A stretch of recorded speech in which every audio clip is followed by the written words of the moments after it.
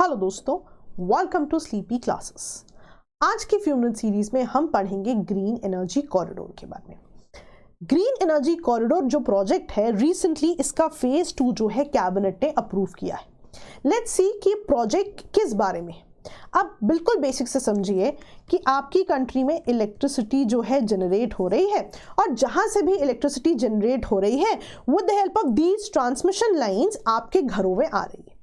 Now electricity generate हो सकती है या तो रिन्यूएबल एनर्जी से, राइट आप सोलर एनर्जी से इलेक्ट्रिसिटी जनरेट कर सकते हो, विंड एनर्जी से इलेक्ट्रिसिटी जनरेट कर सकते हो, या फिर जो आपका नॉन रिन्यूएबल एनर्जी है, फॉर एग्जांपल कोल हो सकता है, उनसे आप इलेक्ट्रिसिटी जनरेट कर सकते हैं। तो इंडिया में ऑलरेडी एक ऐसा ग्रिड का सिस्टम है जिससे कि जो भी इलेक्ट्रिसिटी जनरेट हो रही है वो घरों में पहुंच रही है। अब जो है इंडिया कोशिश कर रहा है कि जो भी इलेक्ट्रिसिटी रिन्यूएबल एनर्जी से जनरेट हो रही है उसको जो है सब जगह पहुंचाया जाए। इसके लिए 7 स्टेट्स का चुनाव किया गया है जहां पे ऐसे पावर प्रोजेक्ट्स या ऐसे इलेक्ट्रिसिटी जनरेशन प्रोजेक्ट्स हैं जो कैटेगोरिकली रिन्यूएबल एनर्जी से बने हुए हैं। तो ऐसे स्टेट्स में, इन 7 स्टेट्स में जो भी कैटेगोरिकली रिन्यूएबल एनर्जी के प्रोजेक्ट्स हैं उनसे जो इलेक्ट्रिसिटी जनरेट होगी वो जो है डिफरेंट जगह भेजी जाएगी। लेकिन कैसे भेजी जाए, इसके लिए इंफ्रा क्रिएट करना इंपॉर्टेंट है। तो इस प्रोजेक्ट में बेसिकली इंफ्रा पर ही काम किया जा रहा है। पहला जो है ट्रांसमिशन लाइंस पे काम होगा, राइट कि जो भी आपने रिन्यूएबल एनर्जी से इलेक्ट्रिसिटी जनरेट की, आपने वाया दीज ट्रांसमिशन लाइंस जो है आम आदमी तक डिफरेंट घरों में भेज दी। लेकिन सिर्फ ट्रांसमिशन लाइंस ही इंपॉर्टेंट नहीं है, एक और चीज इंपॉर्टेंट है जो है आपके सब स्टेशंस की कैपेसिटी, राइट आपने ऐसे सब स्टेशंस देखे होंगे तो कितनी ज्यादा वोल्टेज कितनी कम वोल्टेज पे काम करना है या इलेक्ट्रिसिटी सेंड करनी है, वो जो है सबस्टेशंस पे जो है काम होता है। सो बेसिकली ट्रांसमिशन लाइंस पे काम किया जाएगा प्लस सबस्टेशंस की कैपेसिटी पर भी काम किया जाएगा, so that categorically in 7 states की रिन्यूएबल एनर्जी वाली इलेक्ट्रिसिटी जो है सब जगह भेजी जा सके। अगर आपने शुरू में ध्यान दिया हो तो मैंने आपको कहा था इसका फेज 2 जो है अप्रूव किया गया। सो बेसिकली 2 फेजेस में यहां बात थी। एक फेज जो 2022 तक की बात करता है और अब नए फेज की बात हुई है 2022 में, और अब जो है ये 2025 से 26 तक की बात होगी। नाउ दोनों में ही आप देखोगे ट्रांसमिशन लाइंस इंस्टॉल करने की बात है, प्लस जो आपकी सब स्टेशंस की कैपेसिटी है उस पे भी काम करने की बात है। The amount differs. तो ये जो बेसिक ऑब्जेक्टिव है आप इसको डेफिनेटली याद रखेंगे। प्लस 2025-26 तक जो आपका फेज 2 है जो कैटेगोरिकली न्यूज में रहा है, उसकी अगर हम फंडिंग की बात करें, this is also very important कि जितना भी कॉस्ट ऑफ द प्रोडक्ट है या कॉस्ट ऑफ द प्रोजेक्ट है उसका 33% असिस्टेंस कौन देगा? स्टेट्स को सेंटर देगा। पावर जनरेट तो स्टेट्स में हो रही है ना, तो स्टेट का खर्चा हो रहा है, सो सेंटर भी इसमें 33% जो है असिस्ट करेगा। So this was the entire project. आपको जो है इन 2 पॉइंटर्स पे प्री में पॉइंट्स आ सकते हैं। आपको बेसिक ऑब्जेक्टिव पता होना चाहिए, आपसे ये वैल्यूज कोई नहीं पूछेगा, राइट, बट आपको बेसिक ऑब्जेक्टिव और फंडिंग पैटर्न जो है फेज 2 का पता होना चाहिए।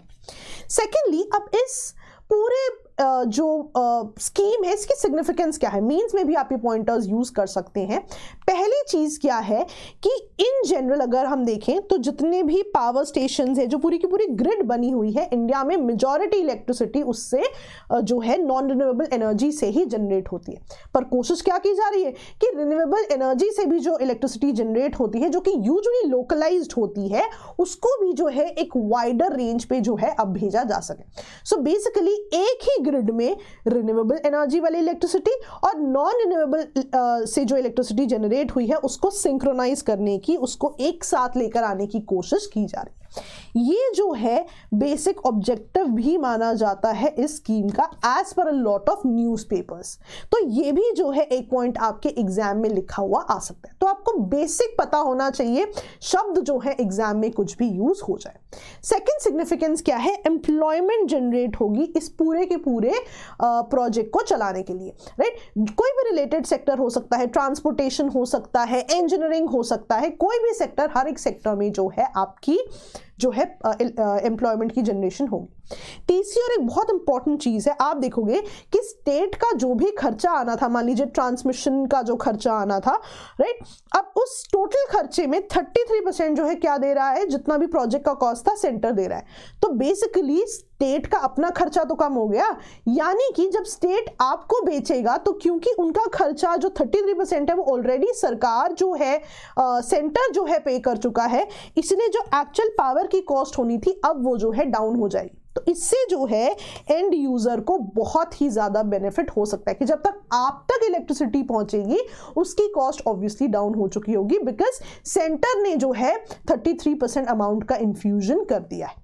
लेकिन यही सिर्फ इकलौती सिग्निफिकेंस नहीं है, एनवायरनमेंट के कंसर्न से भी कुछ सिग्निफिकेंस है। रादर आप देखोगे जब भी आपको मेंस में भी ऐसा क्वेश्चन आता है कि इंडिया रिन्यूएबल एनर्जी के लिए क्या स्टेप्स ले रहा है, आप ग्रीन एनर्जी कॉरिडोर की बात कीजिए।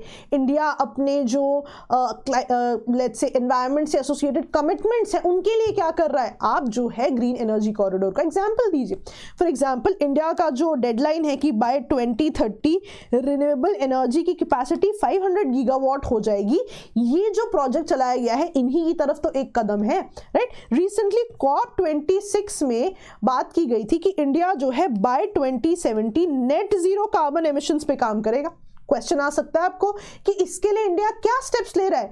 This project is a step in itself, and ये तो एक सिंगल प्रोजेक्ट है, लेकिन लॉन्ग टर्म में जब आप नॉन रिन्यूएबल से रिन्यूएबल एनर्जी की तरफ भी जाते हैं तो कहीं ना कहीं आपकी एनर्जी सिक्योरिटी की तरफ भी तो आप काम कर रहे हैं, राइट। जब आप एनर्जी का तरीका बदल देते हैं कि किस तरह से इलेक्ट्रिसिटी जनरेट होगी तो कहीं ना कहीं आप ग्रीन हाउस एमिशंस भी तो कम कर रहे हैं, which in turn is actually reducing the carbon footprint. तो कोई भी क्वेश्चन अब आपको आ जाए, चाहे स्कीम के बेसिक ऑब्जेक्टिव पे आ जाए, चाहे स्कीम की सिग्निफिकेंस पे आ जाए, डायरेक्ट क्वेश्चन आता है कभी कभी, व्हाट आर द प्रोबेबल या let's say what is the probable significance of XYZ scheme या XYZ प्रोजेक्ट, राइट। तो आप जो है इस सिग्निफिकेंस को डेफिनेटली जो है याद रखें। ऑल्सो जब आप एसेज लिखते हो, आप क्लाइमेट चेंज पे कोई एसे लिखते हो जिसमें आपको इंडिया के स्टेप्स लिखने हैं, तो आप जो है इस प्रोजेक्ट को और इसकी सिग्निफिकेंस को वहां पे डेफिनेटली एक पैराग्राफ में लिख सकते हो, ठीक है जी। तो although it looks very simple but it can be used at a lot of places so that आपके मार्क्स जो है बेहतर होते रहे, ठीक है जी। तो चलिए जाने से पहले आपके लिए आज का एक टास्क है, एक प्रीवियस ईयर क्वेश्चंस है जो कि प्लेसेस एंड न्यूज की बात करता है। तो जो भी रीजन्स न्यूज में रहे हैं आप उन पे जरूर फोकस कीजिए, बिकॉज कभी कभी उनसे भी क्वेश्चन आ जाते हैं। आप देखिए 4 डिफरेंट रीजन्स की बात है, यानी कि 4 डिफरेंट न्यूज आइटम्स होंगे जिनसे एक क्वेश्चन बना है। तो जो भी आप न्यूज पढ़ें, जो भी आप चीजें पढ़ें, डेफिनेटली जो है आप मैप का कॉन्सेप्ट वहां पे जरूर पढ़ें, मैप से चीजें जरूर एसोसिएट करें and try to answer this question, ठीक है जी। चलिए that was all from my end, all the best दोस्तों, keep studying, keep revising, do let me know ऐसे कौन से टॉपिक्स हैं जो आप और पढ़ना चाहते हैं। ऑल द बेस्ट दोस्तों, बाय बाय।